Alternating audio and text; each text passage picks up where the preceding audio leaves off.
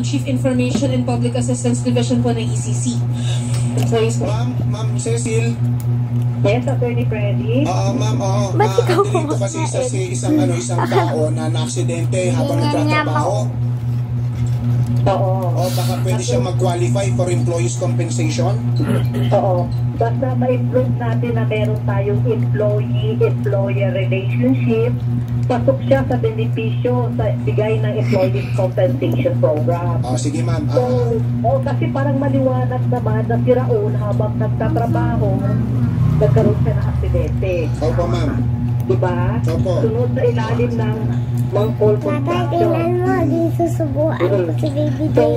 Sa ganitong bagay, kahit po wala pa siyang, hindi siya hinulugan ng SS contribution niya, pero naipakita natin na may employee-employer relationship. Actually, ito Hindi nga siya marunong magsubo sa sarili. nagbigay na sa kanya ng mga Kapatid benefits. ko. Yes ma'am Alam mo ba minsan tsaka pag naman sobrang lumalabas matagal dito, yan, parang only contracting, di lumalabas, empleyado pa rin siya ng Mangkol, di po ba? Sa Mangkol, tama po kayo, attorney.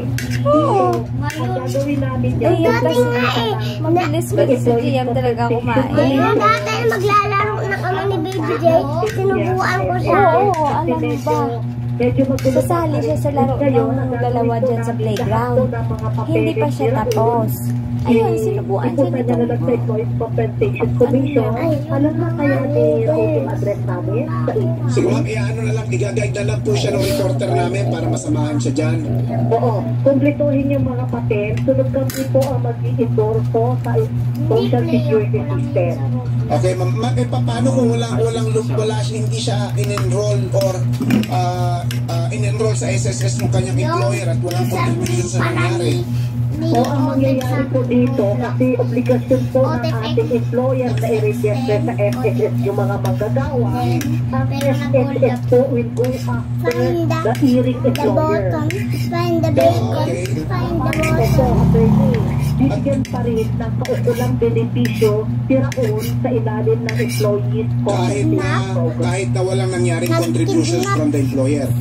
Pero ma-improve po natin na existing naman po yung employee-employer relationship and at the same time po, work-related po yung